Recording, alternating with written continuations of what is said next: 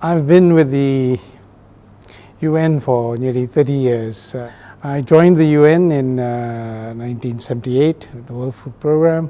Within some 12-13 years, became director. Later on, I was selected by the then Secretary General Kofi Annan to be his humanitarian coordinator in Iraq in 2002, July, to New York as the security coordinator of the UN, again at the Assistant Secretary General level. I retired in 2004.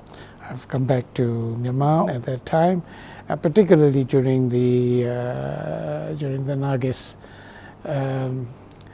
disaster here. Your humanitarian work experience would have helped in there very much. Can you please tell us more?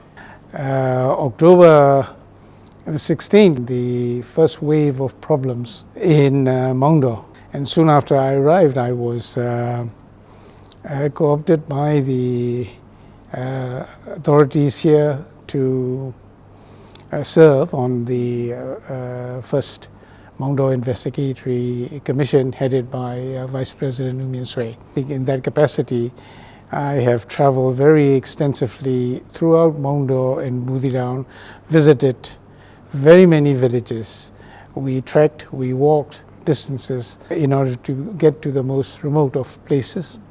That would mean that you are there on the ground firsthand. You would be able to see things that are evidence-based that you may also find the media may have reported in a different way. It enabled me to do three things.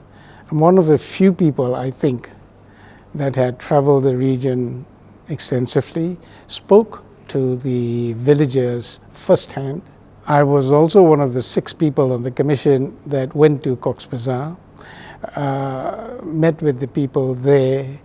That enabled us to triangulate what we heard and read from the people in Cox's Bazar back to the villages in Mongdo and Buthidaung, and able to cross-check and verify some of the statements that were being made by the people. I can give you an example, a report made by the South China Morning Post, which was in turn, I think, taken from The Guardian in England. And this referred to a woman who was reported to have lost her husband and 3 of her 4 children. And she gave it in some quite stark graphic details as to how they lost their life. She came from a village, Cheobien. It was a large village, about 900 households. The villagers were very open. They were not scared. They were not shy. Speak very openly about it. This was in sometime in late December, so things were still very fresh. When it all started in around October 15th, 16th, the people did not flee. They did not go anywhere. They stayed behind. Over 70,000 people left for Bangladesh. There was an event that took place sometime in the middle of November that forced them to flee. We asked the villagers whether about this person. That was the subject of the interview by the Guardian. So we had a photograph of her that was reported in the press. Nobody have heard about the person with her husband. They had 4 children. We showed them the photograph. The photograph was the mother and the son. Nobody knew about them, not from that village. The kids were out on the grounds, went out there to meet with the kids. They showed the picture of the mother and the son to the kids else. But none of them seemed to know about it until somebody from the back shouted in their language and say, in other words, say that you know the person. So when you say that somebody shouted from behind, tell them you know. This is a 16, 17-year-old boy who was trying to tell the young boy in the front who was maybe 8, 9 years old, same age as the boy that was in the picture.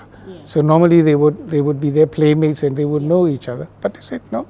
you were not able to get evidence of the existence. To buttress the story coming back from Cox's Bazar, this was a story that was written in the OHCHR's flash report about Tamaro members coming into this particular village, getting everybody to meet in the village square. They asked these 6 or 7 young women to undress and stand naked in the sun for a few hours so that everybody can see, and then rape them in public. It was in the flash report of OHCHR. Flash report, to those who might not know, was the group of human rights investigators who were dispatched by the OHCHR in Geneva to go interview these people who had just got to Maungdaw. We went to the village. The Maungdaw villagers are not shy, are not intimidated by us or by the soldiers. They are very open in what they say and what they had to say. So when we opened the discussions with this group of people, they said they came in so many times. They also took away our goats and our cattle. Did not pay us any money for that. They took away our motorbike as well and then abandoned it some distance away. They took it for a joyride, so we never got any compensation. Also, we heard a whole litany of complaints. But what was striking was that they made no mention about this incident in the village square, the way it was described in the OHCHR report. So he said, no, none of that happened. Yeah. So what you've been talking about is something that is evidence-based. Evidence-based in the sense that people may say it is a commission made up of people like yourself, people from this country. But there again, you do have OHCHR in there as well. So my question is, in those sort of cases, media, when they are reporting all those information that were wrong, as media, they need to be ethical. Why haven't they brought up any sort of evidence-based information in order to support their reports? I think the media, rather, most of them had been quite disappointedly one-sided and very biased. The Bengalis had marshaled and arranged how they were going to respond in every step of the way. For instance, they've got people in almost every important capital or major city of the world speaking to the press at that time. Secondly, the people who ran away to Cox's Bazar were able to arrange what they should be saying. We have first-hand knowledge and experience of this because we went to Cox's Bazar the first time around. So a number of those factors have contributed to the media as a whole responding very negatively towards the actions of the Myanmar government, the Myanmar Tamaro. And whatever we do or say don't seem to make any dent to the situation. These who have made up their mind as to who did what, irrespective of what the actual truth and what the actual facts were. Most of our press releases, for instance, talk about the ARSA attacks on the police outpost. The 2016 attacks were a miniature opening runs, what happened in 2017. These people that attacked the outposts, most of them were not ARSA. It was the villagers from the villagers who were being marshaled, who were being mobilized to get out. It's the mullahs who had coerced them, and the ARSA elements who've been working in the villages asked them to get out and participate in what can only be described as a civilian uprising. When they attacked the outposts and the villages, they came in the thousands, literally thousands. They were coming to them in hordes, picking up whatever, and they were shouting at the top of their voices. What really happened was that this was an uprising. They got away the first time with arms and ammunition because they came with only one intention in mind. The intention was to get at the armory, get themselves the arms, so that this would have been the beginning of a massive uprising. Now this picture of a civil uprising with the Tamaro trying to suppress that action because they got away with arms and ammunition in order to recover them, never took hold. The press never got that picture accurately.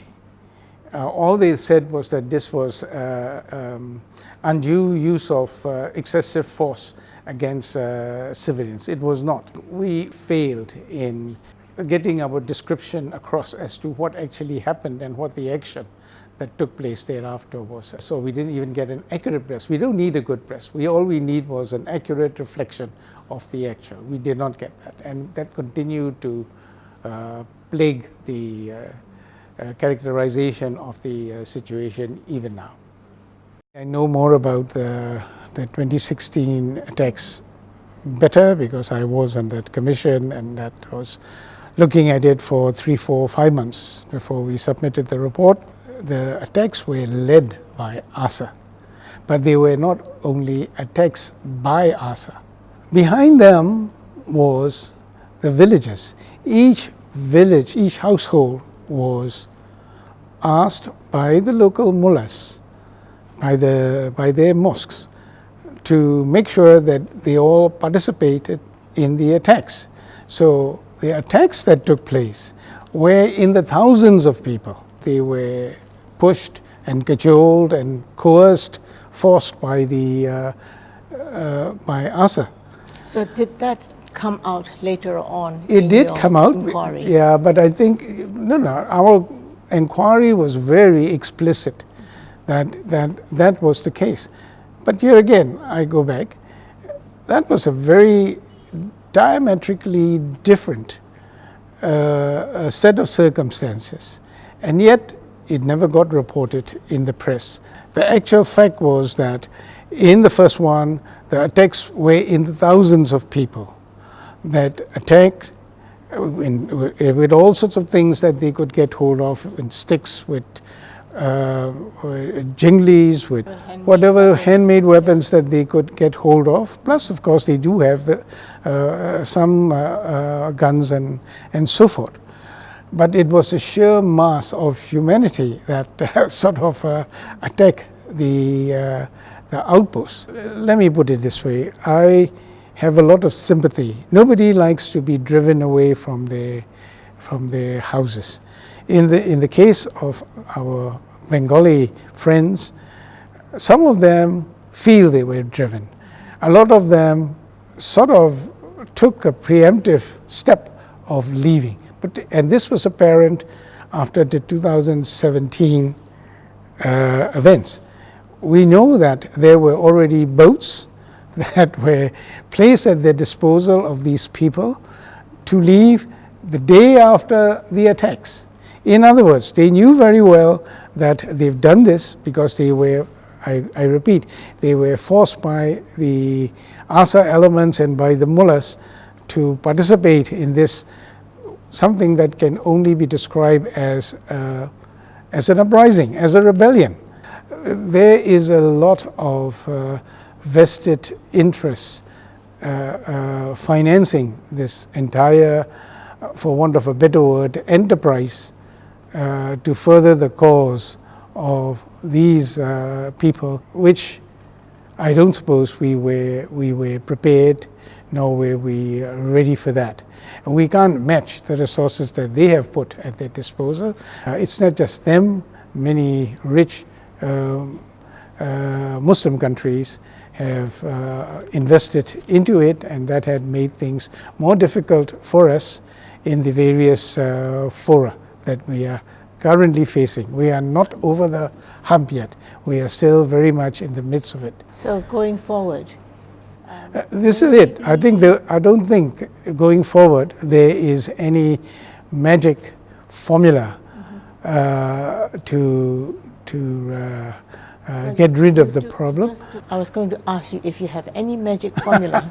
Yeah, I think that would be very good. I wish I have. People as a whole need to be very patient. They've been very good so far, and I hope they will continue to stay strong. And the State Councillor knows what she's doing. She's been very deliberate in the way that she has approached this. But it's very important. There are many forces that are at play at the moment. They need to be patient and follow. I say this because, and I repeat, we are not through with this problem yet. More is still to come, and probably worse things are still at play that we need to grapple with and get over it. But together we shall prevail. So with that message of hope, thank you very much for coming on our show. Thank you very much for patiently explaining to us. So thank you. The pleasure is mine. Thank you for the opportunity for me to put forward some of the things that's been with me for some time. Thank you.